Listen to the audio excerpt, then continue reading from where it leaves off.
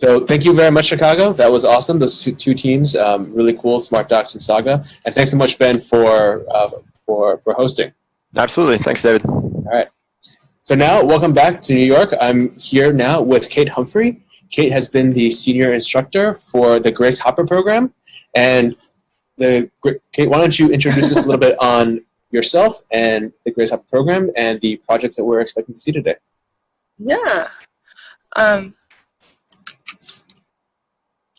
So the Grace Hopper program is a program for women to help increase gender diversity in tech through accessible tech education.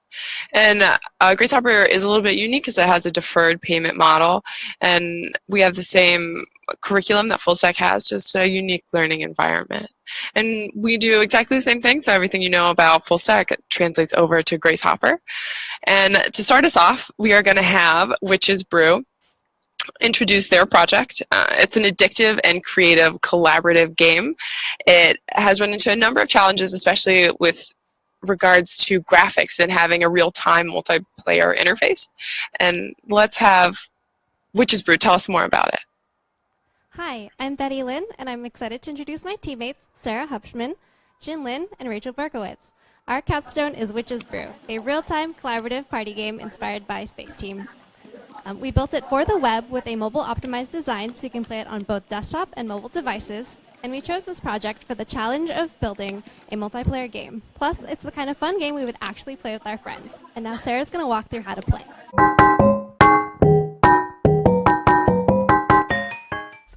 3 players have joined the coven, the Hollowed of Brooklyn. The covens are like game rooms that groups of players can play in. When each player presses ready, the game will start. The commands on the screen let you know which ingredients to add to the cauldron before the timer runs out. However, the ingredients on your screen won't always match your command, so you'll need to communicate with your coven mates. If you complete 70% of the commands or more, your game will level up. The game gets more difficult by adding more ingredients or changing the time. Implementing dragging and dropping was a challenge for us because the OnDrag event is not mobile compatible. We needed a way to track our touch events to send our actions to our Firebase server. To do this, we used a library called Dragability, which uses pointer events to create draggable objects that will respond to both touch and mouse events. We were able to turn all of our ingredients into draggable objects so you could play our game on both mobile or desktop. Now Rachel will walk us through some of the technologies we use to build Witch's Brew. Witch's Brew's stack is Firebase on the back end that's covering serving, hosting, and the database, with the entire front end built in React and state management in Redux with React Redux. We chose Firebase for the back end because of its real-time database and WebSockets integration. Because Witch's Brew is a collaborative game, and it's essential that up to 4 machines be constantly in sync during gameplay, it was really important to us to find a solution that would allow us to store data reliably and quickly. We opted to store game state in Firebase's NoSQL database by saving each individual game action as a line in the database. So whenever a user makes an action in the game, it gets stored as a record in the database and gets almost instantaneously seeded out to the other players. When this action happens, it will trigger a change to our front-end Redux store, and that will then trigger a change to the React components which each individual player is seeing when they play the game. React and Redux were a great choice for our front end because of their scalability and speed.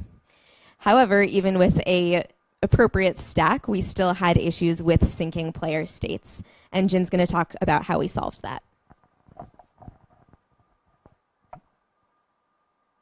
One of the challenges we had is synchronization between players. Using Firebase to store our actions, we found synchronicity issues when if it was the first time a player connected to the store, they will first dispatch a new action before all of the previous action from Firebase would take it into account. This causes our game state to diverge among players. We solved this problem by altering our Firebase middleware. While a player is catching up with the store, by dispatching all previous actions from Firebase, we don't dispatch her own actions. We put them into a queue.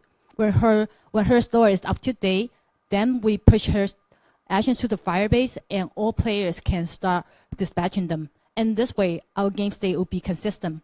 And Betty is going to talk about another big challenge we had.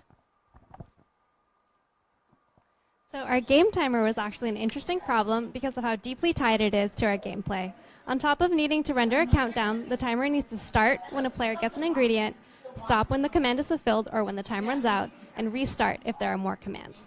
Based on when a player triggers an action, we need to synchronize the timer's ticking to an action dispatching. To accomplish this, we store the time in a local state and also a Boolean to check whether or not the timer should be running. And despite these challenges, we're all very proud of our game.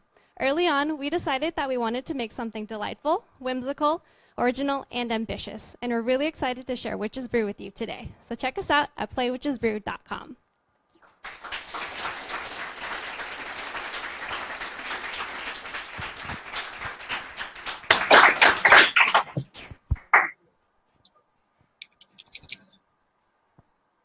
All right, very well done. I love those like real time games where you're just kind of screaming at each other. It's a good metaphor for life, I guess. Yeah, it definitely gets like really nervous as the time counts down and you're trying to make it all happen. Yeah, the graphics are cool. It's like very retro. Very It's much. magic. Bye. All right, very cool. Yeah.